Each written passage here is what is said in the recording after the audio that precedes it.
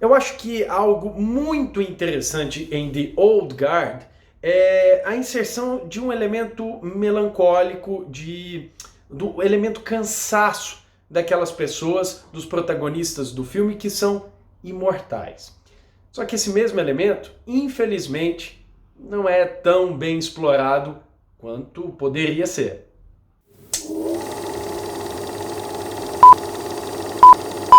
Olá, olá! Seja muito bem-vinda, seja muito bem-vindo. Esse é o Cinefilia.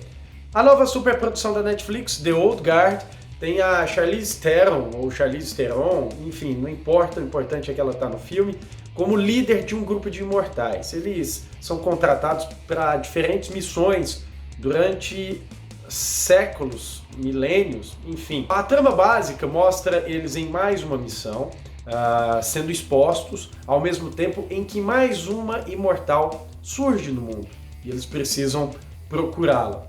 É claro que o objetivo do filme é ser um longa de ação. Esse é o principal objetivo de The Old Guard.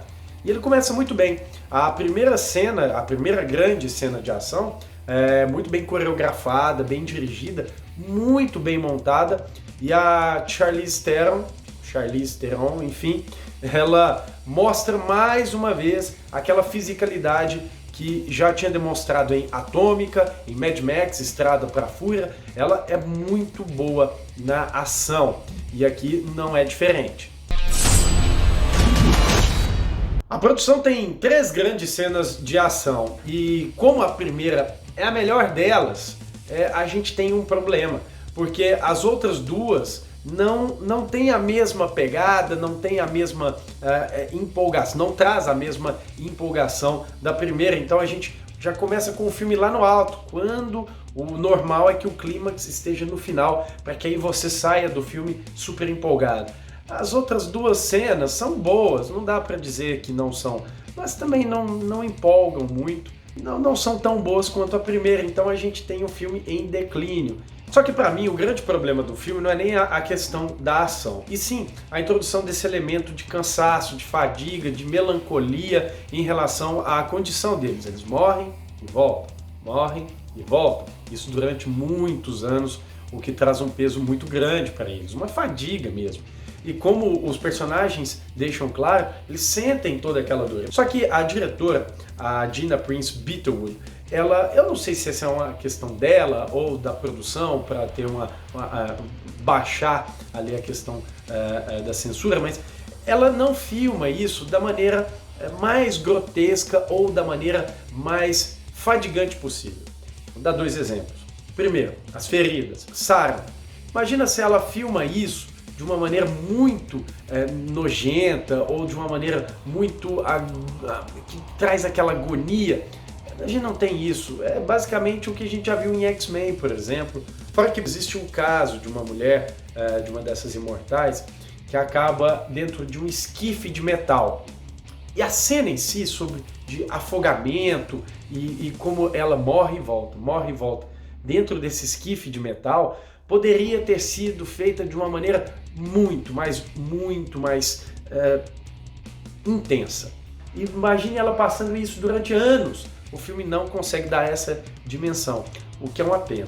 O elenco é bom, tá todo mundo operante, alguns se destacam, principalmente a Charlize, até pelo protagonismo do filme. Agora, existe um problema em relação ao personagem do Chiwetel Ejiofor. E apesar dele estar bem, o personagem dele vai de um lado para o outro, sem grandes justificativas. É um personagem de ações e de decisões complicadas. O roteiro não ajuda ele, não. É que algumas outras coisas do filme são estranhos. As justificativas do filme, às vezes, de algumas coisas muito drásticas, até de reviravoltas, não são das melhores.